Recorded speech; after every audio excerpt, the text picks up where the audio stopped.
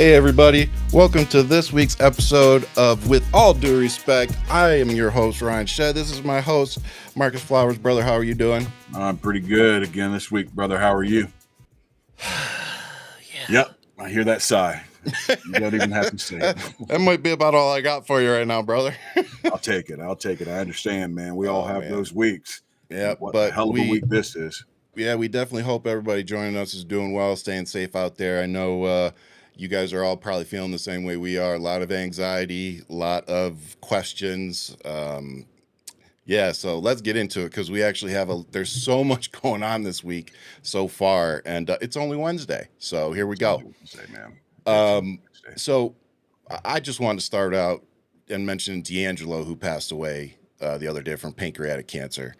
Yeah, man, give me your response. Man, I'll tell you, I actually, late 90s, early 97 or 98, I ran into him in Germany at a club there. A really, really cool guy. You know, took time to chat with me and some of my Army buddies. You know, loved his music. You know, he's just 51 years old. You know, I didn't even know he was battling cancer. Me either. I had no clue. And now, you know, and this is only literally months after his ex-wife Angie Stone passed. I think she passed back in March, April, or May somewhere. Yeah, that car accident down in Mobile, Alabama. And you know, just want to give a shout out to Michael Archer, who is D'Angelo and Angie's son. Yeah. Like you said, I've lost a parent, and it's still to this day, 18 years later, haunts me. So I can't imagine losing both in a period of months at such a young age as well. Yeah, so you know, definitely praying for him and his family because that's a lot to take on. That's, you know, in a few month period. Yeah. So and they both left their marks on the culture. I mean, I was a huge D'Angelo fan. You know, loved Angie Stone's music as well. You know, back in the mid to late 90s, I mean, they were two of the biggest people out there. They were huge in the R&B world. So, you know, it's, you know, our prayers go out to, like you said, their son. You know, lose his parents. And he has two other kids as well. D'Angelo did. So, you know, just shout out to all that. For me, it goes back to Brown Sugar. Yeah, that was the first song I ever heard of his. And when it first came on, that was probably 97, 98, like you said. So I was like 14, 15, you know, teenager, white kid. Brown Sugar was like 90, maybe 96, 97. Because you know how, I'm going to tell you how I got it. I remember how I got that CD. Remember the Columbia House? Mm-hmm. You know, yep, I remember that. It was one of my first selections from Columbia House that I got to get that CD. And it was all based off that song. First time I ever heard it, was just like, what is this? I like this. I mean, that song was everywhere back in the clubs back in those days. I mean, you know, and you know, what was the Untitled where he had no clothes on? Like every woman I knew wanted him at that particular moment. You know, that was, man, he had a way. I'm telling you. You know, and you all know what I'm talking about. If you've seen women respond when that video comes on, they all take a breath. They're like, whoo, whoo, every single one of them. Yeah, I'm in Germany. That was at that time I was in Germany, and everybody was talking about it. They were like, "Have you seen this new D'Angelo video?" And I was like, "Well, let me go check this out." All the women were like, "Have you seen this new D'Angelo video?" And all the guys were like, "Have you seen this new D'Angelo video? Like, have you seen this dude out here making us all look bad?" Exactly. Making us all want to get into the gym a little bit. Oh, man. Rest in peace, brother. Thank you for the memories. R.I.P. D'Angelo. Definitely. Yeah. I hate to move on to get right into all the negative crap right off of that, but a little bit of culture to start us off with. But a little bit. And then, let's just get right into it because, things are crazy. I'll start a little bit light, Well, this isn't really light. Yeah, threatening. Yeah, we'll see. Let's see what people think. So, Donald Trump is now threatening to remove the World Cup games from Boston, as well as Los Angeles, as well as the Olympics, the 2028 LA Olympics. So, can anybody tell me? Yeah, from Blue Cities. Donald Trump has again said he'd pressure FIFA to remove the 2026 World Cup games from a host city on the basis of that city's politics, with Boston becoming the third such city to receive such a threat from the U.S. president. Trump also said he would consider a similar action against Los Angeles for the 2028 Olympics on account of potential safety issues. Bitch, you're creating the safety issues. Smoke and mirrors once again. It's his politics. He wants to punish blue cities and it's all about his retribution tour. So, do you think he has legal authority to do this? I think he has zero authority over this. FIFA and zero. I forget the name of the body that oversees the Olympics and votes on that, but these are independent. Yeah, the Olympic Committee. Yeah. He has no say whatsoever there. Nope. Will he try and interject himself and spoil things for Boston and for FIFA, the World Cup? Which he'll complain. That's all he does. He'll complain. This is more of the same bullshit that he's always on. So, and then people, the media should blow this one up. Because you're talking about jobs, businesses, small businesses come in and how much money that's going to bring into these cities. Great point. People. Great point. Seriously, think about not only their year, it'll probably make their half decade with some of the funds that they can bring into a city like Boston and Los Angeles. So, I hope people dig a little deeper into that because this is political retribution, not just against a city's government, but it's against all the small businesses that would benefit from said events. Yeah, exactly. Like this is a huge deal that every American should be paying attention to right now. So think about it. Those games are going to be hosted all over the state. So that's so much revenue you could bring into a state. So many jobs created. Not to mention the tourist dollars that are going to flood into those economies. So because FIFA, people are going to fly from all over the world to come to that game. All over the world. All over the world.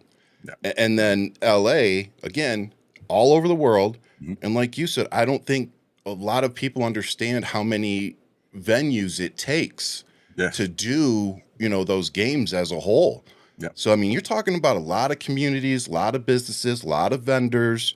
There's a lot of moving parts in this. Yeah. So when Donald Trump comes out and makes all these threats, I don't think he really does understand who he's threatening. No, he doesn't get it. And I need more Americans to understand who he's threatening. He's not threatening the local government. He's threatening us. He's threatening you. That's it. That's what he's doing. So, people of Massachusetts, people of California and Los Angeles, push back. That's all I got to tell you. Please. Push back. Make your voices heard.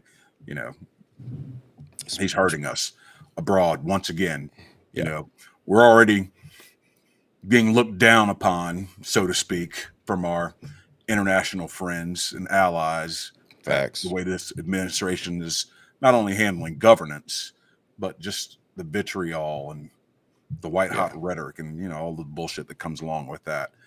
People are looking at us like, do we really want to come to America and deal with that stuff now? Yeah.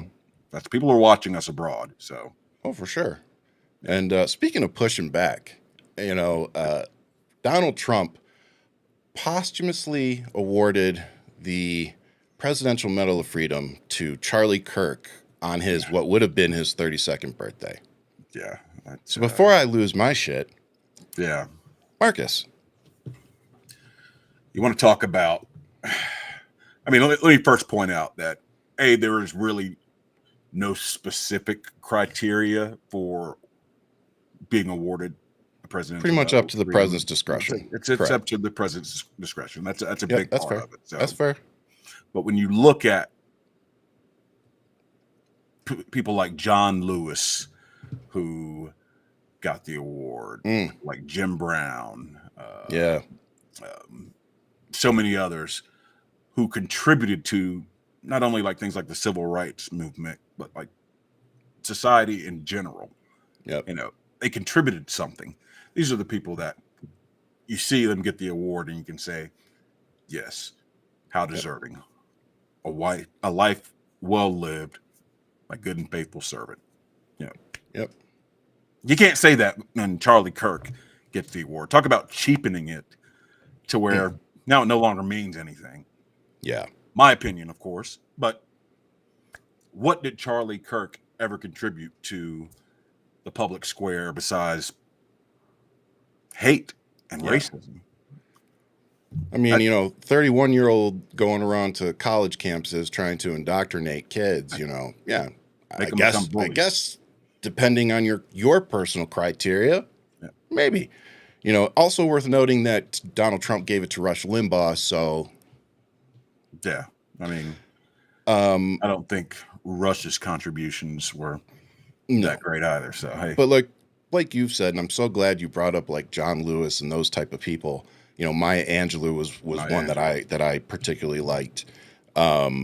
These are people that you're like, okay, I get it. And there have been people that have received that medal that I know darn well were Republicans that I said, okay, like they deserved it. Makes sense. Like it made sense to me. And going back to D'Angelo, like we just said, there are people that touch our lives and we create memories based around their art. Yeah. There are D'Angelo songs that I will forever listen to and remember. I was driving down the highway, 16. Everything has its purpose. So when I see an artist like that get an award, I get it because they've affected us. When I see a movie star get it, I get it because their movies.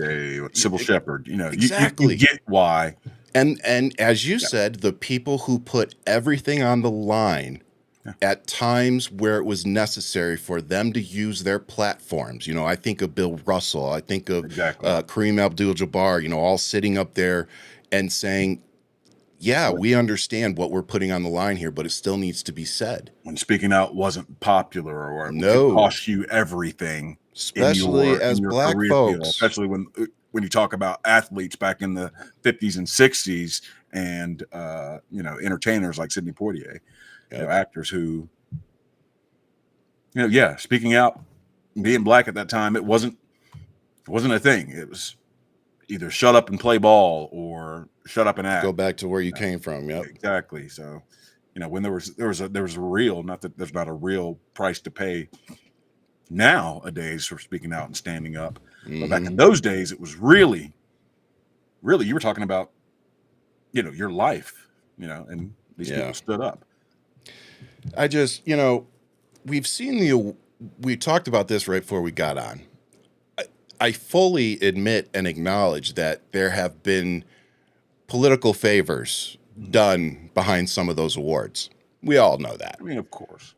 But I feel like it's safe to say that there has never been an award used in the way that it has been used like this. At least not this particular award. It's almost like weaponizing it, wouldn't you say? Completely weaponizing it. And what they're doing, if you're asking how are they weaponizing it? Because they're using it to not verify, but they're not giving it to people who elevate us, but people who diminish us. Well, it's even more nefarious than that. They're doing it to legitimize is the word I was looking for. Okay. They're legitimizing Charlie Kirk by giving him these awards. Oh, because now it's not Charlie Kirk, the college dropout who used a 501c3 to become a millionaire funded by extremist right-wing people. Now it will be Presidential Medal of Freedom winner Charlie Kirk, who was tragically assassinated. Holy shit. It's like... It's the perfect... By liberals, don't forget that part. Yeah, which, whatever. Still haven't seen any evidence to that. No. But still, they're building this dude up to be their martyr. They're going to use this in 2026, 2028, and for the unforeseen future. And going back to a guest we had, Chris Goldsmith, right? Yeah. He came on the show, and before we went on the show, I said, I can't wait to be done talking about this guy. And he kind of chuckled and was like, that ain't going to happen. Yeah. And he wasn't wrong. He wasn't. Now that I see what they're doing, he saw it. He knew exactly what was coming, and he's like, yeah, don't plan on that anytime soon. So we got a lot of work to do with this brother BS that's going on. But I digress. I don't want to get ahead of. But listen, we don't want to. We got to watch what we say here, Marcus, because we don't want to say anything about Charlie Kirk that might, get some kind of retribution, like say, your visa's taken away. Exactly. Which is, by the way, people, is a thing. Is a thing. Unfortunately, thing happening right now. Yeah. The State Department has revoked at least 6 visas from foreigners who publicly celebrated the assassination of conservative activist Charlie Kirk on social media, the department announced Tuesday. The move has drawn criticism from free speech advocates and prompted a legal defense group to offer free assistance to those affected. In a post on X, the State Department said it took action against individuals from Argentina, South Africa, Mexico, Brazil, Germany, and Paraguay, sharing examples of social media posts celebrating Kirk's killing during a university debate event in Utah last month.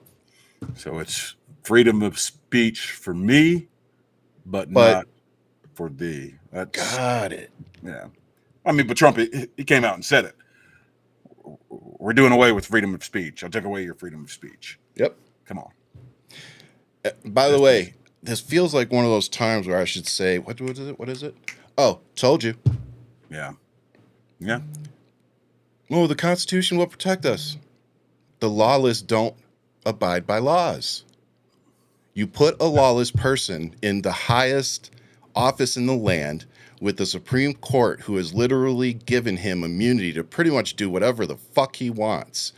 And knowing that he was an epic business fraud who stole from pretty much anybody that he could, that whole business prowess was bullying people, and you somehow thought that was the guy. And now you're learning that Donald Trump is exactly as advertised. He's a piece of shit. He's garbage. He's a convicted felon. He's an adjudicated sexual abuser. He's an accused kitty person. I mean, we've been saying this for... Those are all facts, by the way. Now. We've been saying this for a decade now, even before... And they still voted for him. Still voted for him. Stuff came out. We were saying, this guy's bad news. But, you had... I mean, and I'm guilty of it, too. I thought that there was no universe where Donald Trump would beat Hillary Clinton in a general election for the presidency. Same. Boy, was I wrong. Admit that. And then I thought, after all of the stuff came out with the stealing of the classified information and the obstruction of justice, by moving things around in Mar-a-Lago and taking them out of Mar-a-Lago, hiding documents, some of which he probably still has.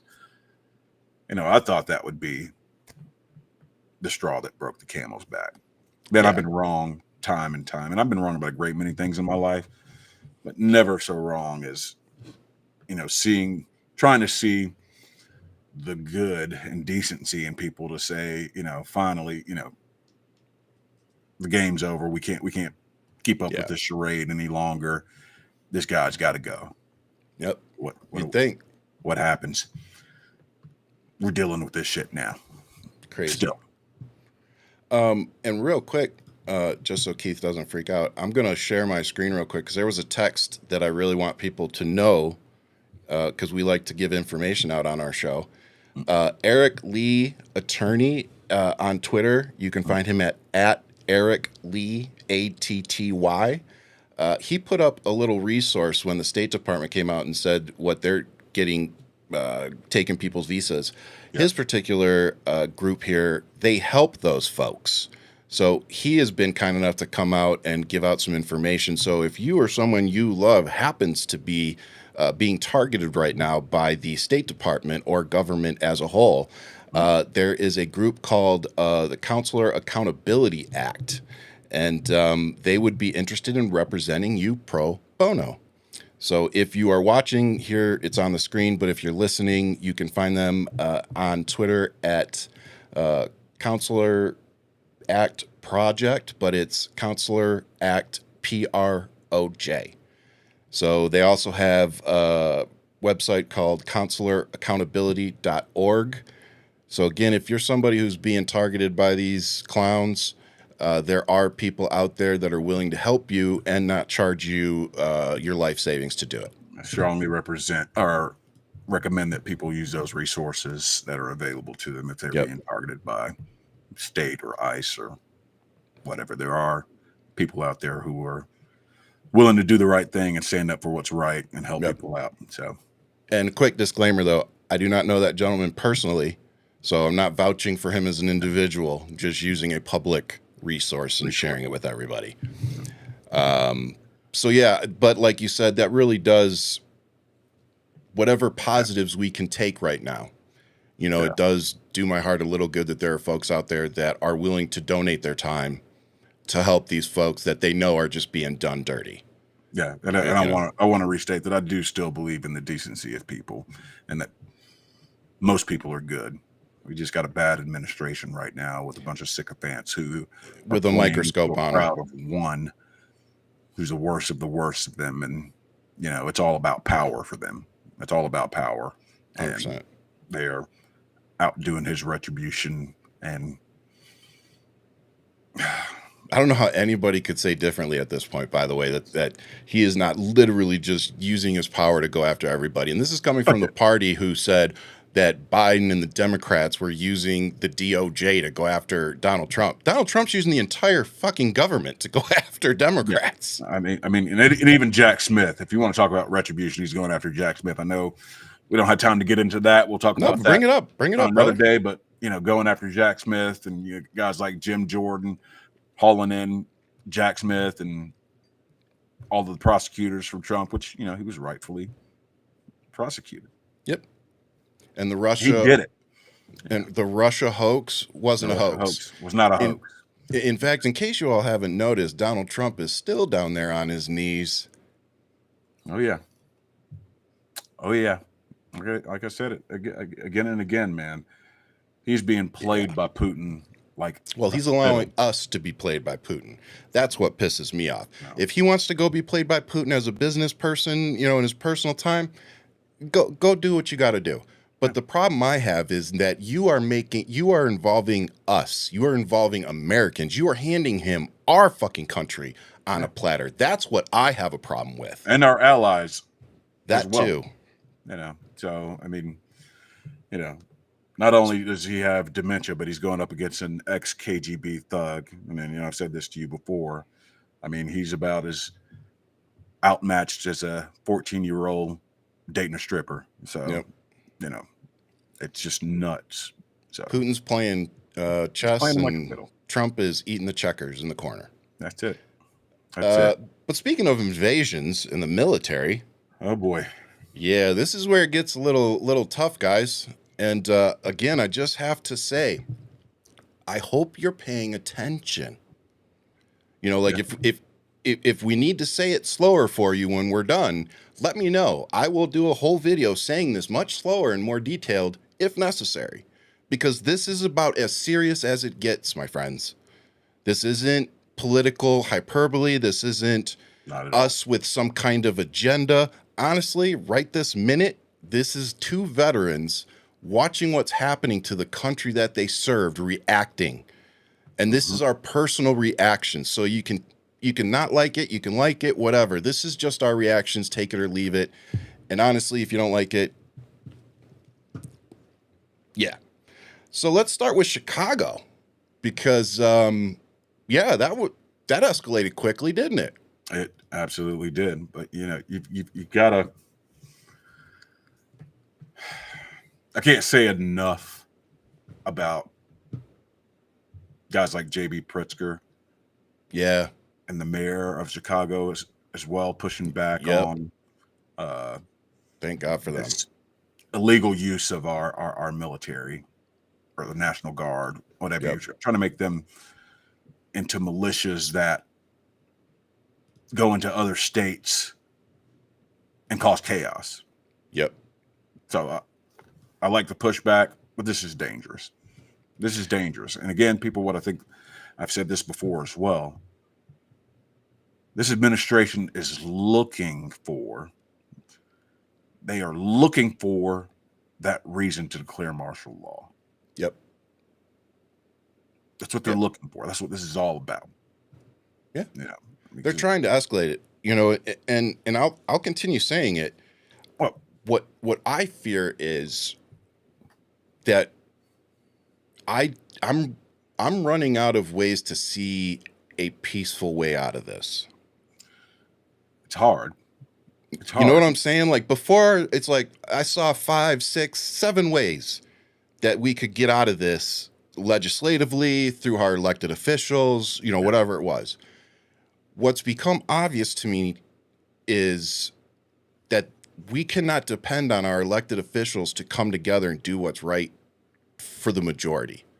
Because as you said earlier, I have to believe that while, you know, the Charlie Kirk supporters and the MAGA people, why they are very loud right now, I have to maintain some kind of hope that the majority of this country is not okay with our military being used against the American people, but more particularly against politically opposing American people. Absolutely. I don't care who the fuck is president and what party they're in. That's dangerous. No, it is.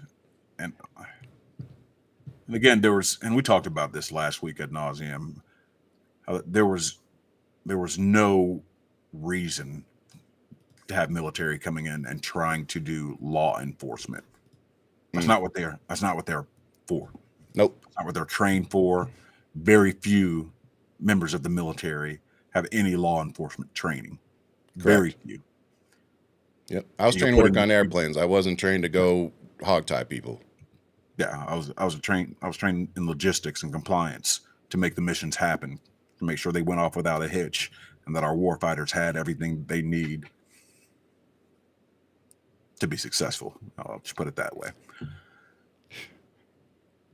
These troops that we're sending in, or Trump is sending in, to do things against the will of the states and cities that he's sending them to. It's all to set up a circumstance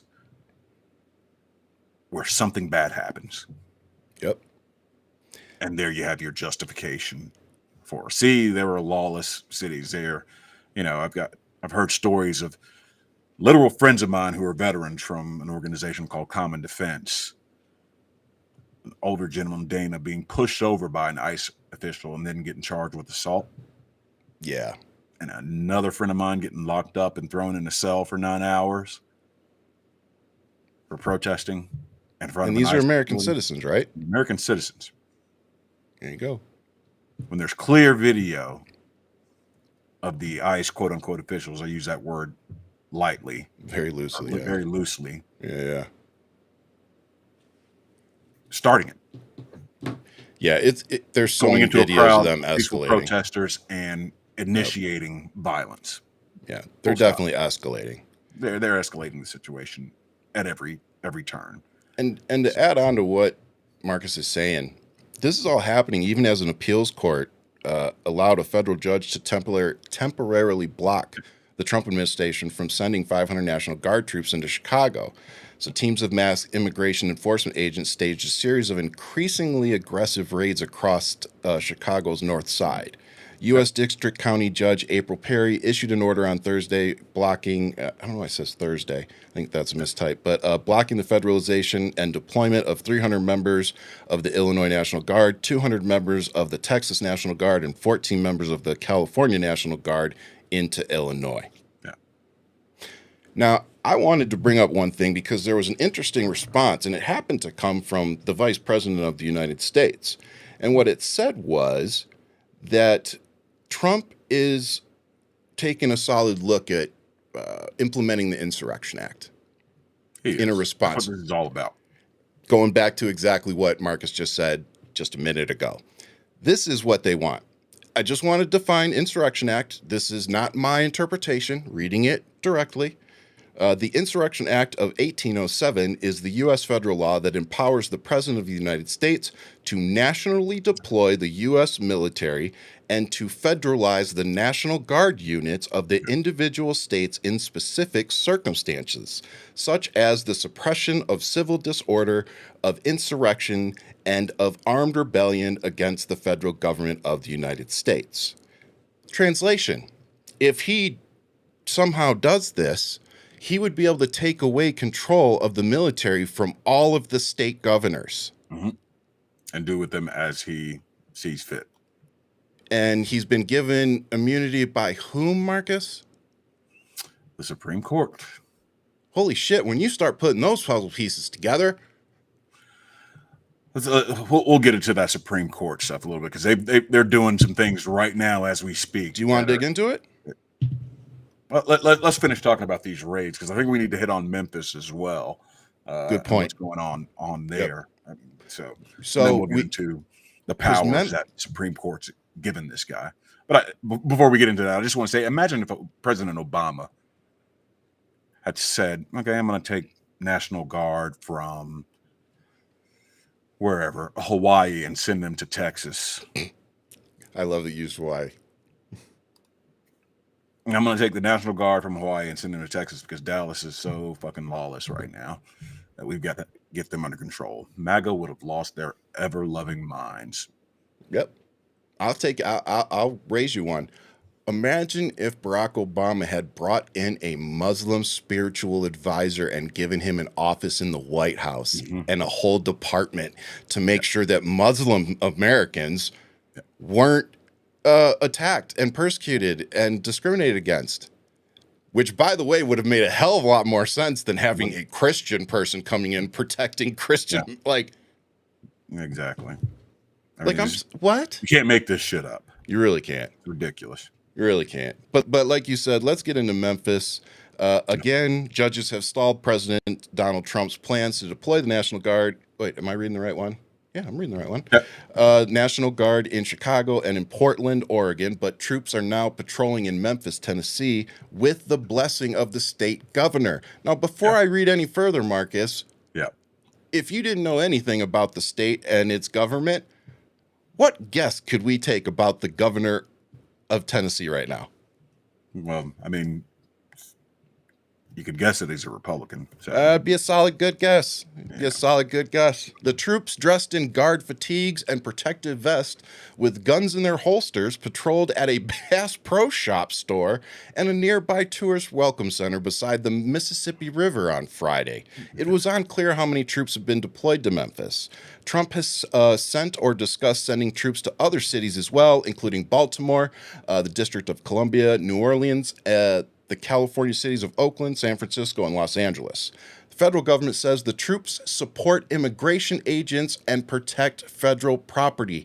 As you said about 20 minutes ago, is there any scenario in which the military or troops should be assisting immigration agents or law enforcement? It's not their mission. Full stop. It's not what they do. It's not what they do. Period. Now, if a natural disaster hit that Bass Pro Shop in Memphis, totally different. Hey, when Katrina hit, get the Tennessee National Guard out there to help. Yep. Sort things out. You won't see anybody cry about that. We'll fill sandbags. We'll give out food and water. I'm all for that. Yep. I'm all for that. Those are the times where, you walk away. We're no longer doing our career field. We're just as soldiers. We're showing up to do whatever needs to be done, whether it's work a grill and feed people. Like Marcus said, there's so many things that need to be done in those times, and just warm bodies help. And so I don't think anybody complains when our guard, units are used in that way. Nobody. And even if they put active duty people, out there for something like that, again, I don't think many Americans would have an issue with that because we're using it for the people. When you start weaponizing the military, those are missions. Yep. That's even humanitarian stuff. Yep. And I mean, yes, we are coming up on hurricane season, and we'll get more into that in later shows. But those are legitimate uses of our guard being deployed into cities to help out, not helping out with law enforcement. And first of all, there is no justification for crime being so rampant in any city in America where you need to call in troops. Yeah. Especially when the local police departments are like weaponized to the teeth. Like, yeah, exactly. Come on. If you really cared about that, you would do everything you could to make sure police officers had the funding and the training that they needed to, ensure public safety, because that's their job. Yeah. So just to remind people, President Biden in his bill, he funded, I think it was either 80,000 or 100,000 new law enforcement jobs. Absolutely. Just throw that out there. Oh, and by the way, he got like 120 plus hostages back on top of Trump's I think 8. So I mean, if you guys want to play comparisons in games, let's play comparisons in games. Well, I mean, I think now Trump is sticking his name on the on Biden's infrastructure act now, so taking credit for that. But they're already saying, well, that was part of Trump's bill, and people are like, no, it wasn't. Like that funding actually came from over here. Not that we're keeping score or anything, but I mean, I am personally. My chalkboard's right here. Oh my God! Getting over this cold. But, man. But no, guys, seriously, this is people in Memphis. Why there were a few that, of course, support it and think that it might be a good thing, and even them, they're still a little skeptical. There are a lot of people in Memphis that are concerned that this is going to disproportionately affect the Black community. And again, I think just looking at our history and seeing what's happening right now, that's not a stretch. How can it not? Memphis is a predominantly Black city. So yeah, there's reasons he's picking these cities.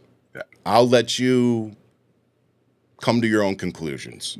But hopefully with the information that we use and show you, you can figure out, ooh, we have a comment. What do we got?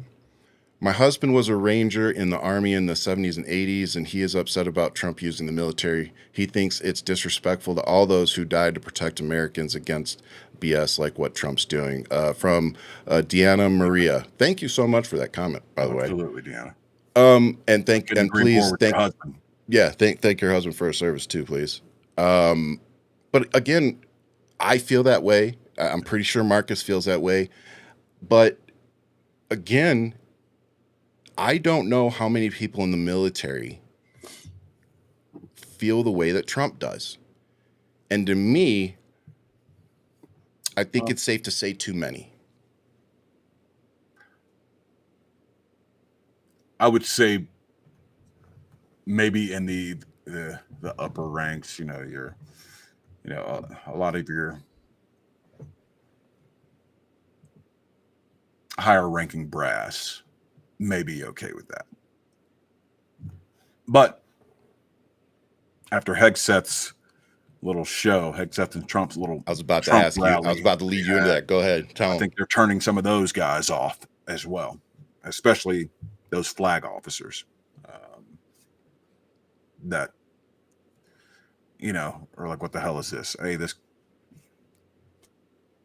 former captain, I guess he's a major in the Guard or reserves now. Hegseth. Yeah. Wants to tell us about military doctrine and the ethos, and he doesn't quite understand it. So I think that has gone a long way to turn some of those thinkers around, because I've heard this for years, that a lot of the that sentiment that you're bringing up right now, that a lot of the brass in the military are kind of right wing. Military is very seen a little bit of it. Yeah. See, but being pro-Republican, I think, is different from being pro-Trump or pro-Trump or MAGA. I don't have a problem with what I have a problem with is if you call yourself a Republican right now and you're supporting Donald Trump. I don't think you can be both.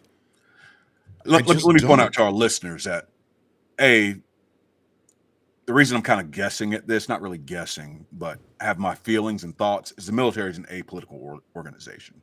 We did not discuss politics. Even when in my time in government, you didn't discuss politics. You just don't do it. That in religion, and I took it seriously. I consider myself apolitical. I wasn't a Democrat. I wasn't a Republican. I was a soldier. I was a Department of Defense official, Department of State official, defense contractor. I didn't do politics. Yep. I never had a supervisor that did. So, or I didn't say didn't do politics. I was aware of everything. I didn't discuss politics. Yeah. We all had everybody had their positions. But when you use your position as a supervisor, you know, that's when you start blurring the lines, because then it's like, oh, should I listen to this guy's opinion because he's my supervisor and he's training me on all this other stuff? Is he more trustworthy because he's training me to work on these multi-million things like that go into your mind when you're 18, 21.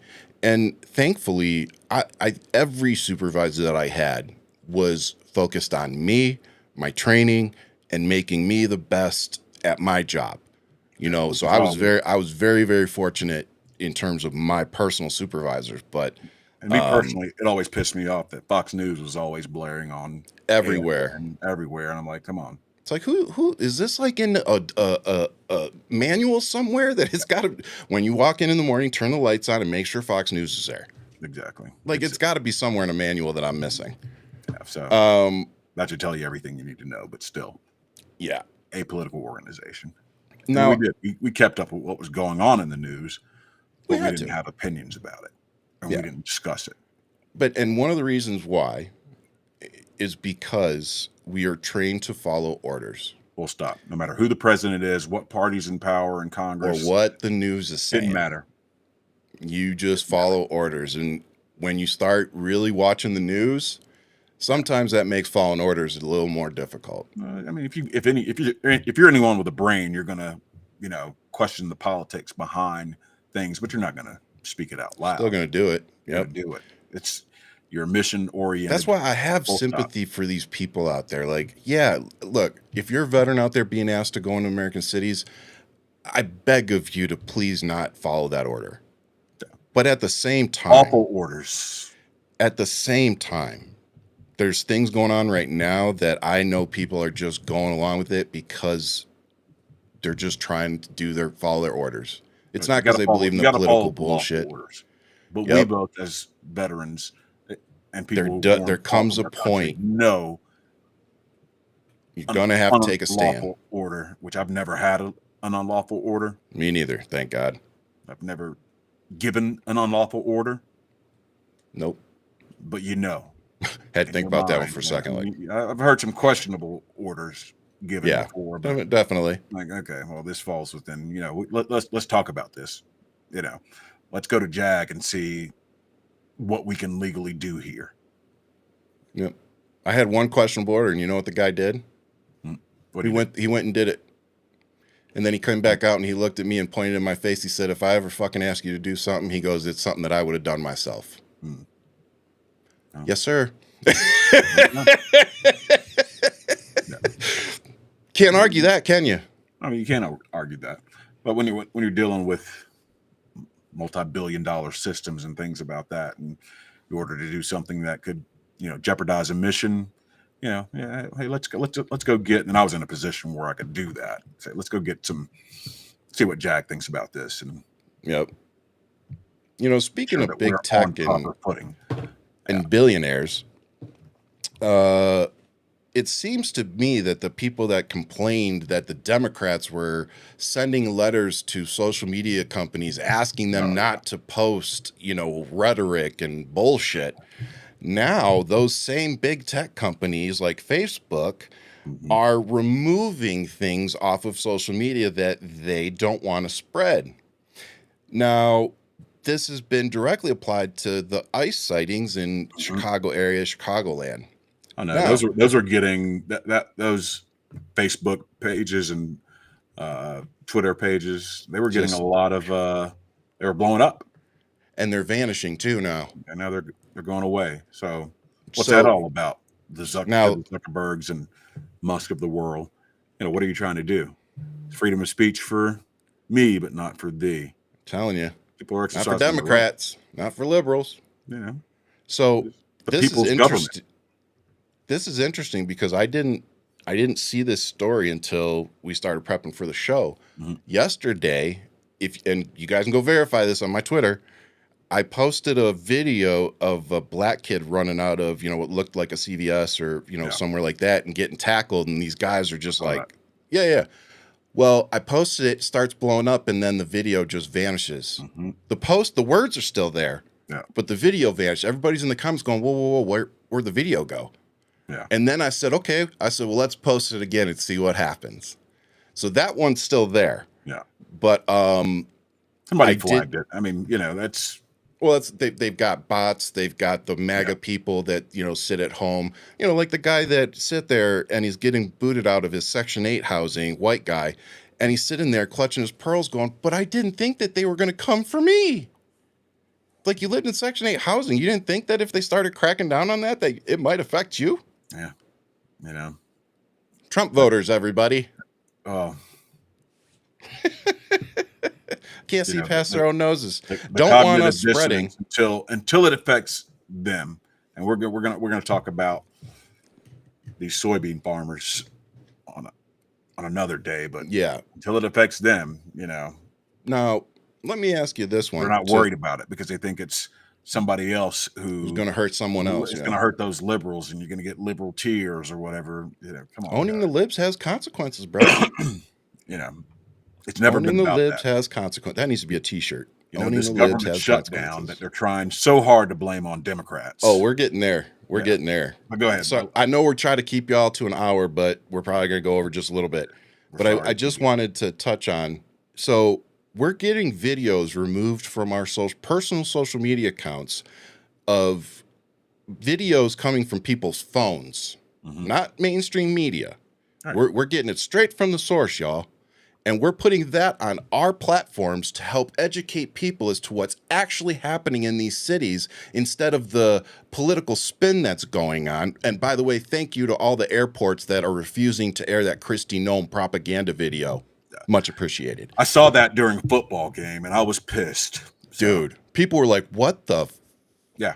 So, again, everybody that is out there posting these videos, keep doing it because they're taking them down because they know it's effective. They know that it's turning people away from this government. Because at the end of the day, I do have to have hope, just like Marcus, that there are enough Americans out there that are not going to be okay with the military being deployed against political opposition in America. Because I don't care how you break it down, folks, that's fascism. And in case you need to have any kind of refresher on what fascism is, allow me, because some of you seem to think that this Antifa boogeyman is somehow your enemy. So I'm anti-fascist. I'm pretty sure Marcus is. So let me tell you what fascism is. And then I want you all to tell me in the comment section, what is wrong with being anti what I'm about to read? Fascism is an ultranationalist, authoritarian political ideology characterized by a dictatorial leader, the suppression of opposition, and the regimentation of society and the economy. It emerged in early 20th century Europe and contrasts with liberal democracies that uphold individual rights, pluralism, and competitive elections. So now you tell us in the comments sections why being against that is bad. Because they've been programmed and conditioned to hate anyone other. And, Fox News has been doing it for years when they use words like, they want you to think. I'll Tucker Carlson used to do it. They want you to think that whatever ridiculous statement that was about to come out of his mouth next. They want you to think. And it's the liberals. You're conditioned to think, okay, yeah, it's them, anti-fascist, Antifa, whoever the hell Antifa is, they're the boogeyman, but it's your neighbors. It's people you go to work with who don't believe in that bullshit. And you don't spout it. They don't spout it at work and in places, but they wait until they get around their crew or in their little chat rooms or whatever, and then they talk all of that garbage. Crazy. About those Antifa folks. It was Antifa at the Capitol that day. What was it? Did you know that Antifa is actually in the Oxford Dictionary? Did not know that. Well, let's all learn something today, shall we, folks? Antifa, as described in the dictionary, a political protest movement comprising autonomous groups affiliated by their militant opposition to fascism and other forms of extreme right-wing ideology. So even using that definition, a movement, that doesn't sound like a group, like a 501c3 with membership, like, say, Turning Point USA. Sounds like an ideology that sounds a lot like that. Grandparents and great-grandparents had. My dad did. They were Antifa. You know, they were technically fighting communism in Vietnam, but what anyway? Still Antifa. I mean, you know. And by the way, being a distinction without a difference, as far as I'm concerned. Why does being against fascism, when did that somehow equate to automatically being a communist? Could somebody explain that one to me? Well, you had Mussolini, who was a fascist, so I mean, that was a fascist regime. So I don't. People have been calling me communist for the last week, and I don't get it. A communist can refer to a follower of the political ideology of communism, which advocates for a classless, stateless society based on common ownership of the means of production. A communist might also be a member of a ruling communist party, such as those in China, Cuba, North Korea. What? I've said it before. It's important that we understand words. You know, words, they matter.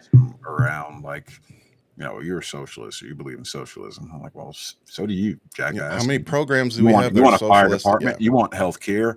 You want police, public safety? You believe in some form of socialism, not maybe. I don't think they maybe not its truest form, but you believe in the social construct. Yeah, that we have in place here in our country. Yep. Speaking of subsidies, I think now is the time, my friend, for us to talk about this complete shit show going on at the Capitol. My goodness. Holy cow.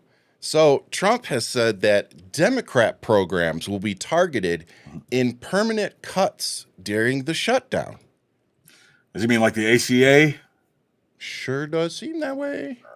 That they've been going after for years, yet they don't have a plan to replace. No viable replacement. Everybody's insurance and let people be crushed by medical expenses. Yep. You know, I think that's criminal if you want to talk about it. It's criminal to let a person be bankrupted because they got sick.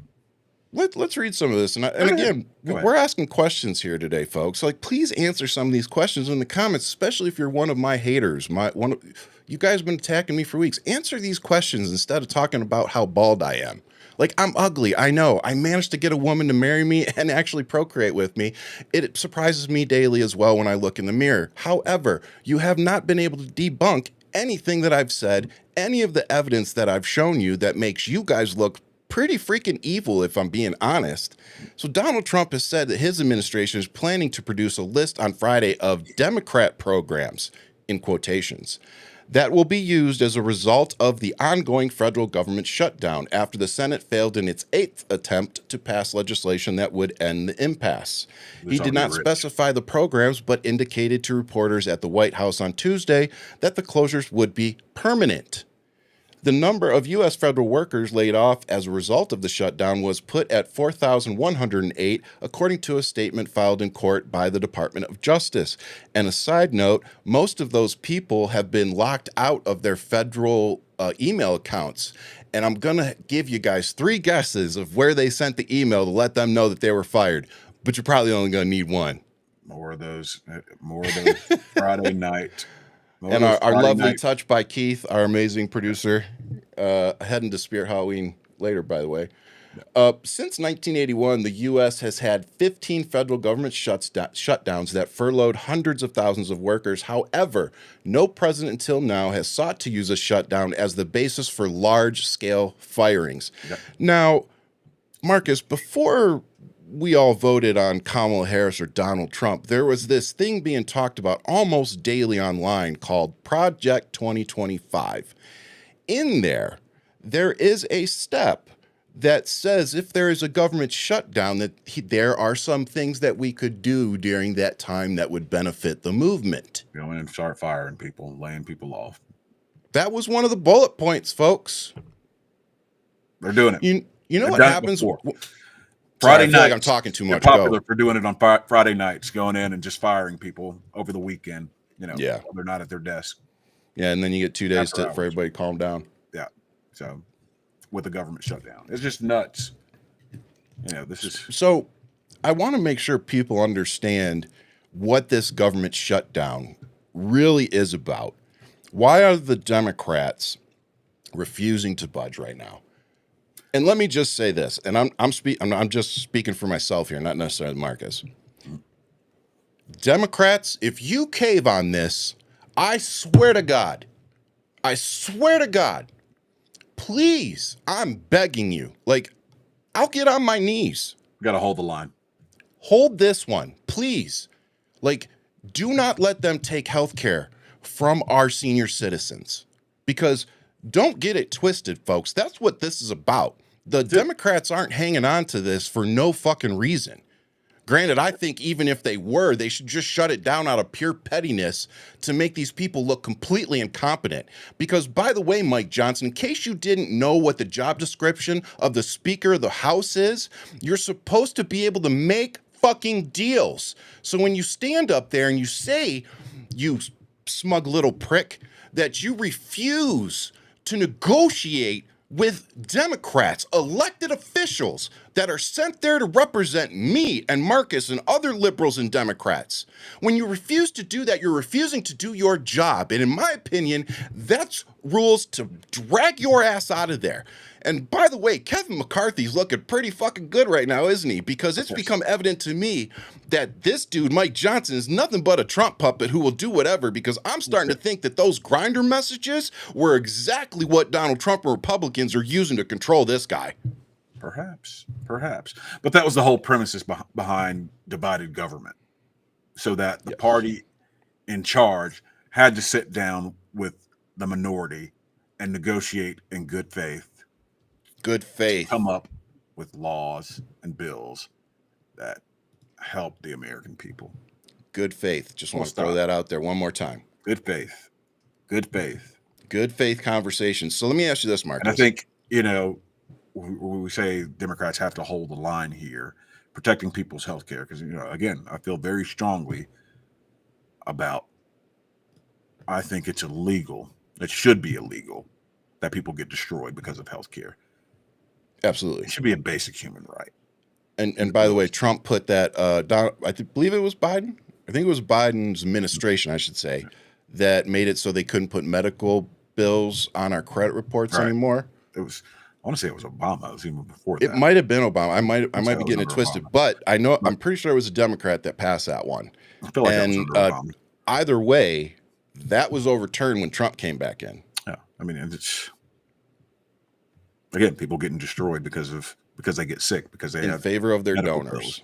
But if you're trying to, and look, we're just before open enrollment, and people are going to freak when, these insurance companies are waiting for it. They're like, okay, what are we going to do? Your premiums will triple. Yep, they will triple. Well, I want to read a little bit about that. And that's just, they keep going after the ACA. They keep going after Medicaid. They're just trying to find little clever ways to, And they're not shifting the money anywhere meaningful. That's the worst part. Yeah, they're taking it to help, put more money in their billionaire buddies' pockets through military contracts and all sorts of other shit. And these ridiculous tax cuts for the wealthy didn't benefit us one bit. No, the middle class, us, forget about us. They're a temporary, here's some peanuts for you. That's about it.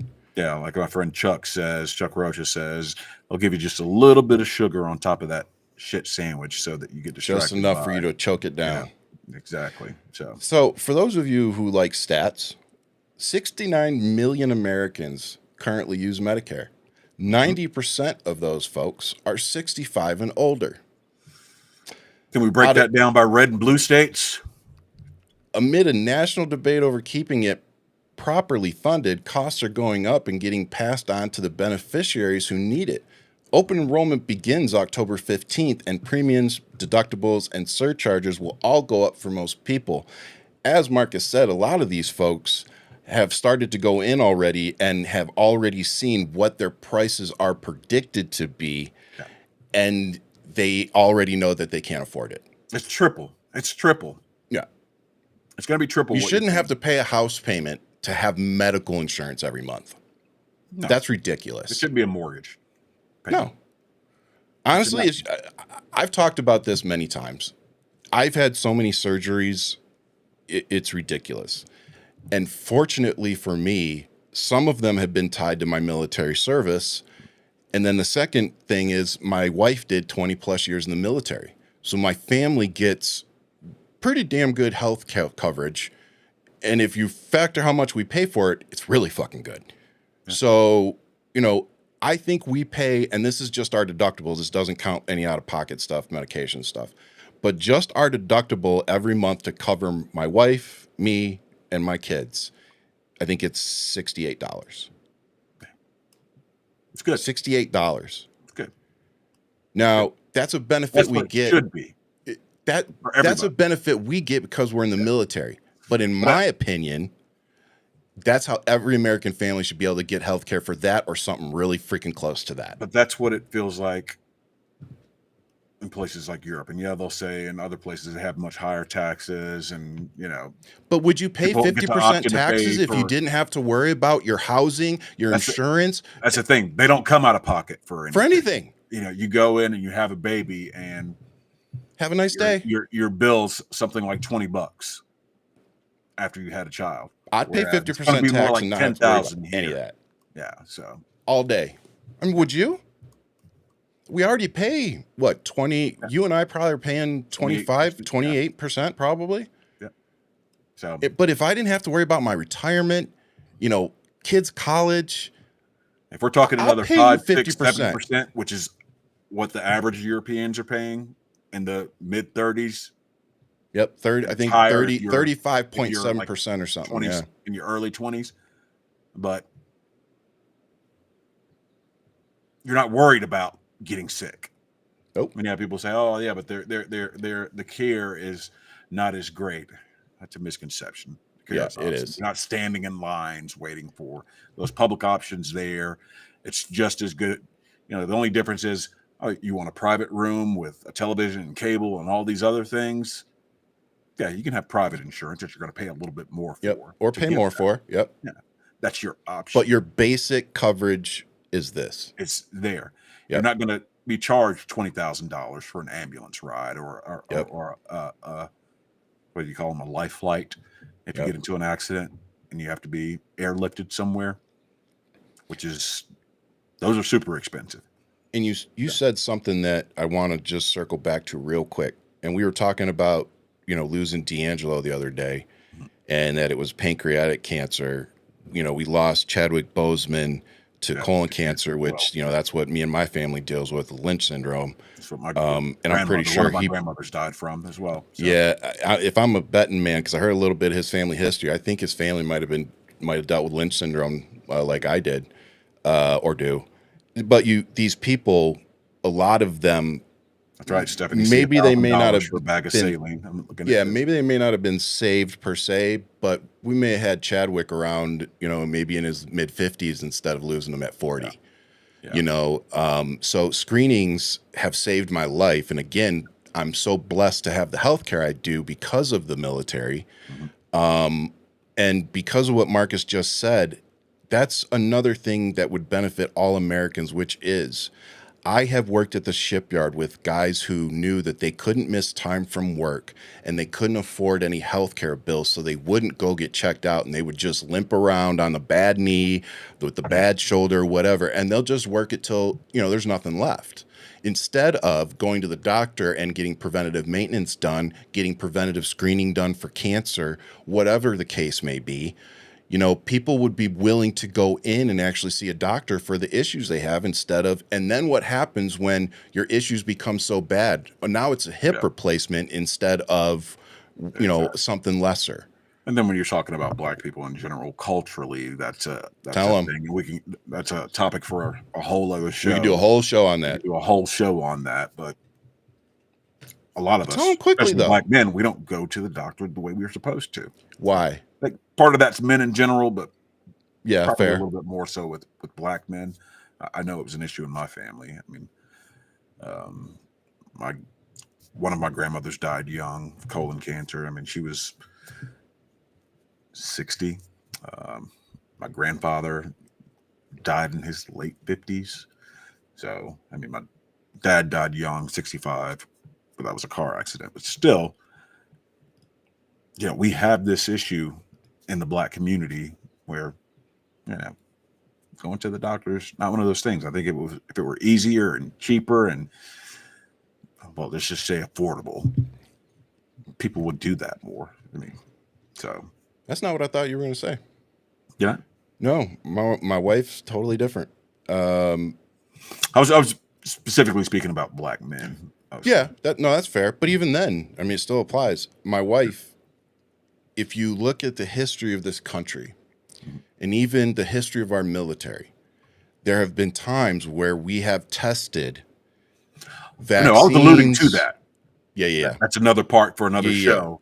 Yeah. That's why I mean that to me is a part we could do a whole freaking show on. I didn't get into all of that. Yeah, but to me that like Tuskegee. If I was a black person knowing all that, shit, I already don't like going to the doctor. Yeah, there's a whole bunch of cultural reasons why, and pain being treated differently. There was a time where people, we're gonna do a show on this. This is gonna be a show. Not being enough black doctors who understand pain thresholds and things like. Again, it's craziness. I read a whole book about it from Dr. That now you read and you go, what? Yeah. Like they thought this? Yeah. Like it's they don't that feel pain crazy. like. Yeah, it's that crazy. Yeah, it is. It's very. I know my face probably like reading it. I was like, what? Yeah. We'll do that show one day for sure. Yeah. And it's. But to touch on, you see how that affects the community, especially, those who aren't well off enough to have, good insurance and things like that. Those without coverage, you just don't go. People will go to the emergency room at the last minute for last resort as dire result or dire consequences, and if you don't go. So that's just where. I mean, my brother's a prime example. He thought, I'm just a little tired, and he went into one of those side of the road, 24-hour care centers, urgent care, and like almost like right away they're like, dude, like, no, you need to go to like the hospital. And he was in like a pretty advanced stage of heart failure, like only 28% his heart was at like operating. So I mean, again, if you go to the doctor on a regular basis, not saying it's gonna stop it, but at least hopefully slow it the hell down. Preventative measures. That's a lot of things. And then we talked about that in the military, but you don't do that. People aren't educated that way. And a lot of the stuff that we eat here is not very healthy anyway. In other countries. That's probably strict regulations on how food is processed. We don't have those here. Yeah. So that's what's gonna get me. Food. It's probably gonna get me too. But to touch off on this, because I know Marcus and I just really want to drive this home. The 2026 sticker shock is already hitting people. To date, the state-based marketplaces in Georgia, Idaho, Maryland, Nevada, New York, and Virginia have opened their window shopping tools for 2026. These tools allow consumers to preview plan options and premium prices before open enrollment begins on November 1st. A couple of examples. In Virginia, 51-year-old and 50-year-old couple from Roanoke with a household income of $85,000 would see their premium cost rise from $602 to $1,410 per month, coming to a 134% increase on premium. In New York, a family of four in Rockland County with a household income of $105,000 would see their premium cost rise from $1,809 to $3,101 per month, and that is a 71% increase on premium. Nevada, a single 61-year-old man in Las Vegas earning $68,000 will see his premium cost rise from $505 to a whopping $1,179 per month, coming to a 133% increase. And finally, Georgia, a single 45-year-old Atlanta resident with an income of $38,000 would see their premium cost rise from $185 to $477 per month at a 158% increase. So when you ask yourselves why are the Democrats refusing to let Mike Johnson and Donald Trump bully them out of this government shutdown, hopefully you can listen to that little bit that I just read you there and understand that it's the Democrats that are trying to save your household a fucking car payment or house note. Oh, a mortgage payment in most cases. $3,000 for health care that you might not have to use. For most people.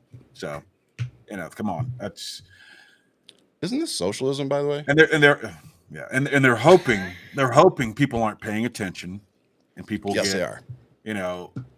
Our attention spans, or it's going to be on to the next story. Let's keep or doing believe the propaganda. Yeah, they'll forget about what's going on with the government shutdown or why it's shut down, or they'll out narrative the Democrats and say, "Oh, it's a Democrat shutdown." The Democrat shutdown. We're going to put that on planes. Propaganda. They're trying to gut brother. They're trying to gut the ACA, and they're trying to think of little slick ways to do it, to justify it. And Democrats aren't having it. And Democrats need to message a little bit better. The mainstream and traditional media outlets need to be driving that point home.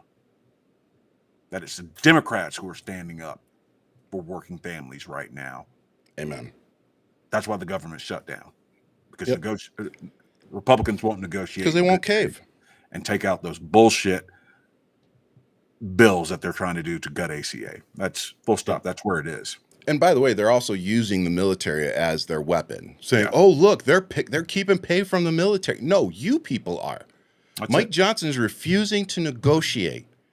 So it's you that's keeping the military from getting paid. It's you that's keeping our federal workers from going back to work. Not that you're going to allow them to go back to work. Another member of Congress from being sworn in so that they here in Arizona, Aduleta Grijalda, they will not swear her in. They won't. Johnson won't swear her in. So. And by the way, everybody's like, well, he's waiting for the election to be certified. Got certified. Bullshit. Yeah. Now why are they not swearing her in? Because they don't want her to have a vote. Because that one vote would do what, Marcus? That would change it. That would change everything. That changes the whole thing. So when we tell you to get your fucking ass out and vote, remember that this one seat... Elections have consequences. This one seat is making them lose their minds and come up with an entire game plan of how to screw us over and screw her over. That's it. So imagine if we showed up and voted and they lost a ton of seats. Well, if they don't try and gerrymander, the midterms. So I'm so glad that you said that, because the Supreme Court is hearing a case today over Louisiana's district map as we speak. An earlier map which diluted the black vote was recently altered to create a black voter majority district to give said voters more power. Same thing you did in Alabama to give a second majority minority district. That's how our good friend Shamari Figures is now in the district that I grew up in. I'm originally from Troy, Alabama. Shamari Figures got that seat, that second majority minority district, which we were supposed to have 2 more here in Georgia that we didn't get. But I digress. Finish, Ryan. I'm sorry. Yes, sir. No, you're good. I'm glad you added that. A group of self-described non-African Americans challenged it in court. The Supreme Court earlier ordered Alabama to create a similar district. As you said, if they strike down the map, it will reduce enforcement of part of the Voting Rights Act and is predicted to lose Democrats as many as 19 congressional seats. 19 seats they're trying to take away. So let me tell you, if you don't think they're trying to rig this next election, tell them, Marcus. If you don't think they've been trying to, this isn't new. They've been trying to gut the Voting Rights Act for a couple of decades now. They've been trying to do that. And this is scares me they might succeed this time. Cannot win on their policies. They can't. Nope. They know that. They cannot win in free and fair elections. And Democrats don't seem to know that the propaganda works. So maybe come up with some of our own. Just saying. So I want to just finish off because these are important facts. And I really do encourage you all to go read it. Go read it from whatever source, that you think is acceptable. veterans are facing detainment and federal charges for protesting against the ICE raids. Yeah. So when we talk about our military people not following unlawful orders, this is the start of that. So it's already happening. People are criticizing what's happening and saying they're against it, and they're being punished for it. Yeah. So what are These your are actually thoughts? guys that I know, guys that I've protested with, who are being detained. Yep. Yeah, so the latest incident occurred in Broadview outside Chicago, where 70-year-old Air Force veteran Dana Briggs was charged with felony assault on a federal officer on 29 September. A widely shared video on social media shows a masked U.S. Immigration Customs Enforcement agent advanced on and knocked over the elderly veteran during a protest outside an ICE detention center. So this goes back to, they clearly aren't trying to de-escalate anything. No, not at all. What would be the only purpose of this? I mean, they're hoping for, like we said earlier, to escalate these things and hoping for that incident. Trump is, at least. Yeah. So that they can declare martial law. Hegseth too. He's frothing at the mouth. Yeah. They're looking for a reason. You know. They want blood, and honestly, they don't care whose it is. Yeah. They really don't. So Hegseth also ordered all military service members to watch his and Trump's Quantico speech. No, it's just ridiculous. That ought to be an unlawful order. I'm telling you, like, I'd sit there and be like, "Oh, this is no." I'm walking out of the auditorium. So let me ask you though, knowing what we know about that particular speech, looking back at it in retrospect, why would you require the whole military to watch that video? Propaganda? It's propaganda. They're trying to indoctrinate the military. Thank you. We'll stop. Holy shit, people, pay attention. Not that the military isn't an organization that's been indoctrinated, but it's been indoctrinated. Army doctrine. Yeah. It's definitely trying called to tactics. The military into the MAGA doctrine. That's full stop. That's what they're trying to do. Yep. And speaking of doctrination and censoring and those type of things, U.S. news outlets have rejected the Pentagon's press access policy. So again, in case you guys didn't know what this one was going on, at least 30 news organizations declined to sign a new Pentagon access policy for journalists, warning of the potential for less comprehensive coverage of the world's most powerful military ahead of a Tuesday deadline to accept new restrictions. The policy requires journalists to acknowledge new rules on press access, including that they could be branded security risks and have their Pentagon press badges revoked if they ask department employees to disclose classified and some types of unclassified information. It's giving... You're going to ban reporters for asking questions? State-run media. That's what it's giving. Yeah. That's what it's giving. They want you to swear an oath to not publish anything that we don't like or say anything that we don't like. Like, it's giving ministry of propaganda. That's what I feel like. That's one step closer to having state-run media in this country. That's what they're trying to do. Like, guys, everybody, I want to say guys, everybody, Americans, this really isn't a joke. I mean, this isn't, two liberals or, two jaded veterans sitting here telling you, trying to spin these stories into some kind of weird thing. We're watching what's happening. They're trying to take the videos down that we're sharing of what's actually happening in these cities, because it's not the protesters. It's not the Antifa, extreme left that is going and escalating. These ICE agents, who half of them probably aren't whatever. And by the way, if we have $50,000 a piece for ICE agents, can we start paying teachers more and giving them fucking sign-on bonuses? Yeah. Just saying. Exactly. But they don't want us seeing what's actually happening in these cities. No. So keep paying attention, keep sharing it. And like we've talked about, we're not going to sit here and say that there aren't potential personal consequences that we might all face for posting and sharing things. Yeah. But I caution us all to remember that if we expect people to go into the arena on our behalf and fight, that we have to support them. We have to stand with them. We have to amplify their message.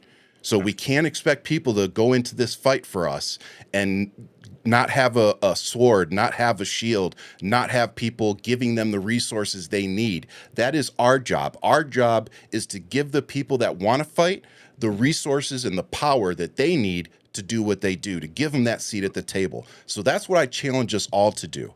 There are people out there that are doing the work, that are fighting for all of us and not just their district. So if you've got $5, $10, go donate to them so that they can travel around and keep doing what they do. If you don't have any money, but you have a platform, share their videos, share their posts, because you may not think it helps. It does.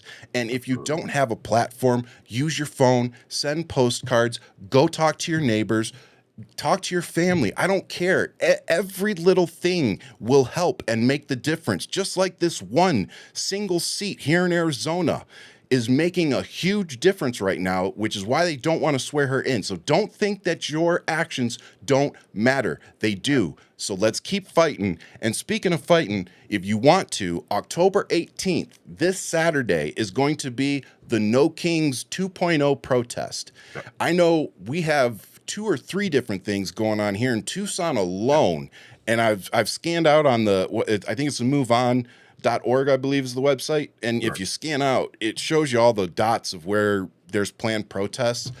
There's a reason that Donald Trump and this administration are trying to already diminish and disregard this protest, because they see how many people are going to show up.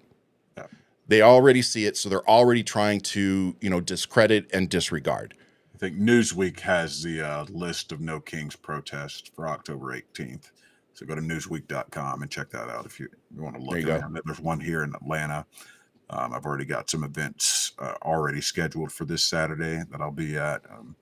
We're doing a couple of dinners and things of that nature. My pack Hold the Line, we're doing some things. So the people get out. Like Ryan's saying, get out, make your voices heard, join the crowd. Let this administration know that we don't do kings in this country. Anything you can. Dictators, kings, nope. Yeah, we don't do it. And if you're like me, and maybe the times that they're doing the stuff in your area, you already have a commitment, that's okay. Don't feel bad. Don't feel guilty. But do what I'm going to do. Amplify everybody that you can. Amplify the videos that you see. Again, it matters. Amplifying other people's platforms matters right now way more than you realize. So find the people sharing stuff that is accurate, timely, and educational, and share that. So yeah, if you can't be out at the protests, just amplify the accounts that are out there. There's going to be, I know 10 people off the top of my head that are going to be out doing videos in different cities, going live. So, and then I'm sure there's going to be good clips from all of those, lives and stuff for us all to go share. So this social media movement matters. It's helped Donald Trump a hell of a lot. So let's make sure that we utilize it this weekend to really amplify that we aren't getting paid to be out there. At least 98% of us aren't. Yeah. The people showing up are just pissed off about what's going on right now, and they're not happy. And while Donald Trump is trying to take most of our rights, we still, at this moment, have the right to protest our government. So while we still have that right, let's use it this weekend.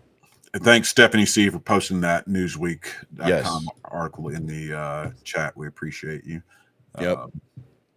Appreciate everybody. Right.